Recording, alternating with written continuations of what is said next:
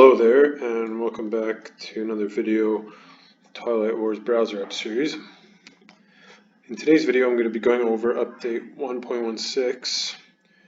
The major changes in this update are aesthetic. So we've done a lot of work here to import some better image quality.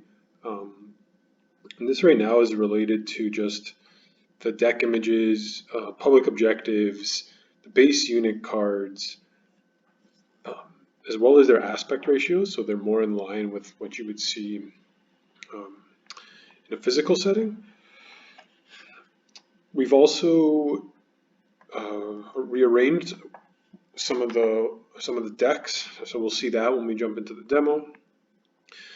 And also we've updated the position of the unit counter for when you hover over units. That way the counter isn't blocking the text that some of the cards have. For example, on upgraded infantry or some other unit upgrades like Hybrid Crystal Fighter 2 and whatnot. We also have some more timing window optimizations in continuation of the previous update. So these are geared towards improving upon the secondary abilities again. Those are working out well. We got some good feedback on how to extend those. So there's a few situations here I've outlined. The diplomacy secondary will automatically skip players who don't have exhausted planets. However, that won't ever skip the Cha Kingdom player because of their faction ability. Players will also automatically skip for the warfare secondary if they do not have a space dock in their home system. And in the very niche case here that a player already has 3 secret objectives scored, they will be skipped to perform the Imperial secondary ability because they simply cannot draw any more secret objectives. So we'll go ahead and jump into a demo to look at the new UI as well as these optimizations in action. So the first thing that stands out here is the new placement of the decks, as well as the different quality of the images, as well as the aspect ratios. So we used to have the action card deck and the secret objective card deck down here. The promissory note deck used to be just a small rectangle, but now we have the entire card. The technology deck used to be 2 decks. One used to be grayed out to indicate the cards you don't own, and one was the full color to show the cards you did own, or rather had researched or gained throughout the game. Now we have just one deck and this kind of stacking card icon here. So by clicking the deck, you'll bring up the cards that you currently have researched or have gained. And if you click the stack there, you'll get the familiar decks of the cards you haven't yet researched or gained. You'll also notice that the planet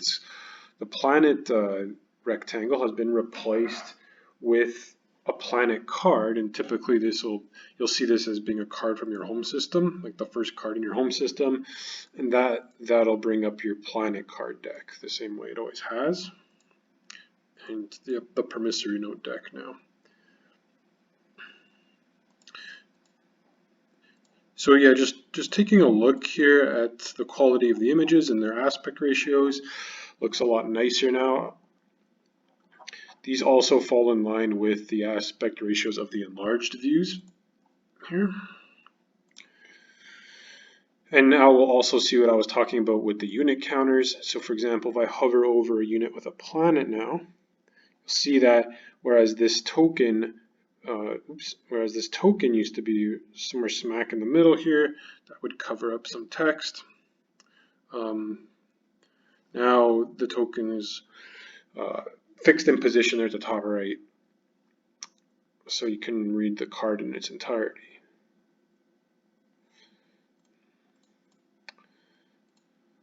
Okay, So that's the new image qualities and the new decks, the new deck placements and the aspect ratios. Now let's jump into the optimization windows. So let's see here. It's our turn to perform an action, and we have Imperial. So first I just want to make sure everybody has strategy tokens so we know the game isn't just going to skip them as we had shown in the previous update. So everyone has 2 strategy tokens to perform secondary abilities. Now, let's see here in the player info tab, you'll notice that Charlie has 3 scored secret objectives. So this falls under the scenario that Charlie should not be prompted to perform the secondary ability of Imperial, even though he has strategy tokens. So we're currently viewing Bob, so we'll go ahead and activate Imperial Primary here. We'll just pass on scoring any objectives. So the game goes to Alice, who has no secret objectives scored and strategy tokens. So Alice gets prompted. And now when Alice passes, we should expect the game to just skip Charlie and go straight to Bob to end his turn. And that is indeed the case here. Again, looking over at Charlie's tab in his secret objective deck, he already has the 3 scored objectives. So the game will not ask him to perform, or rather give him the option to perform the Imperial secondary.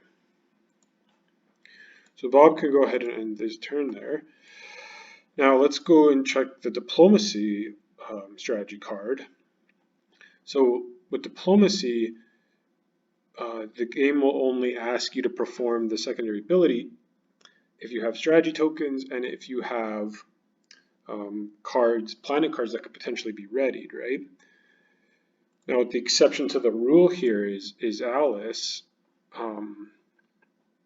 who is the Cha Kingdom, right? So if you recall, peace accords can be resolved using the Diplomacy Primary Secondary, regardless of if you ready any cards or not. So you can just resolve without readying any cards, because that's secondary ability says we can ready up to 2 planets, and that does indeed include 0. Now looking again at the player info tab, we can see Alice has all of their planet cards readied. So if Alice wasn't the Cha Kingdom, they would be skipped, but we're going to see they don't get skipped. However, Bob, who has all his planet cards readied, will not be asked, even though he has those strategy tokens, because there really is nothing for him to do. So performing the Diplomacy Primary here, we'll just go ahead and select our home system and not ready any cards. And so here we go, Alice gets asked, even though Alice does not have any planet cards to ready.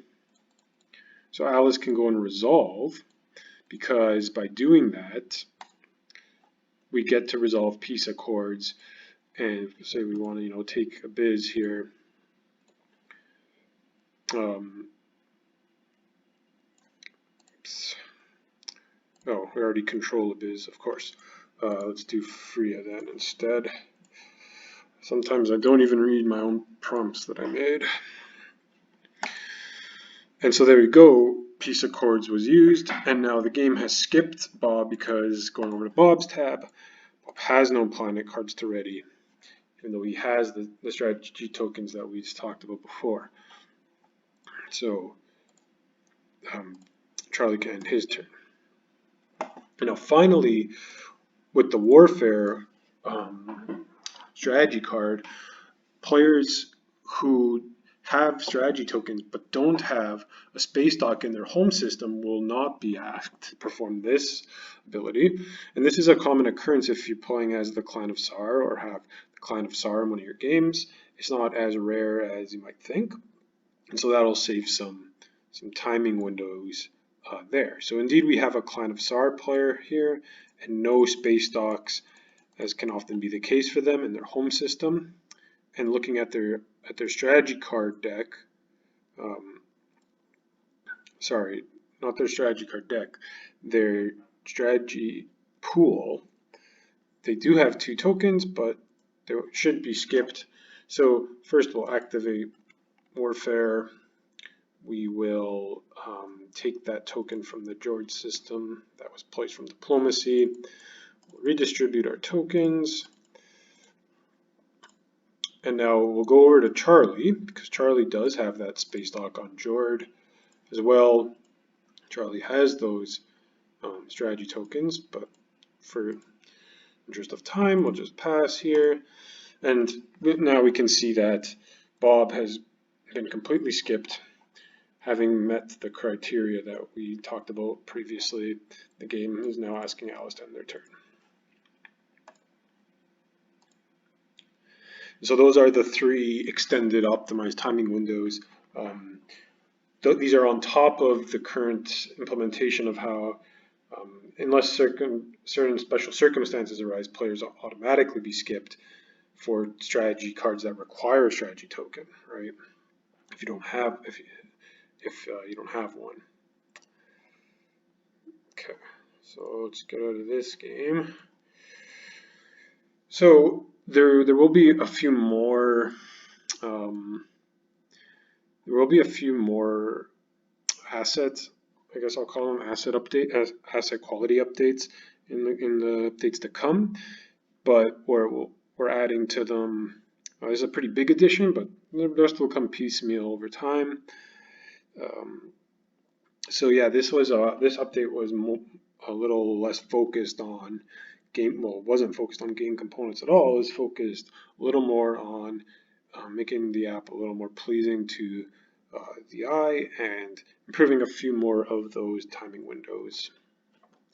As usual, if you want to stay up to date with the latest updates the Twilight Wars app has to offer, I recommend that you subscribe to our YouTube channel, and you'll get these videos as soon as they go live, and that way you'll know right away when the game is updated.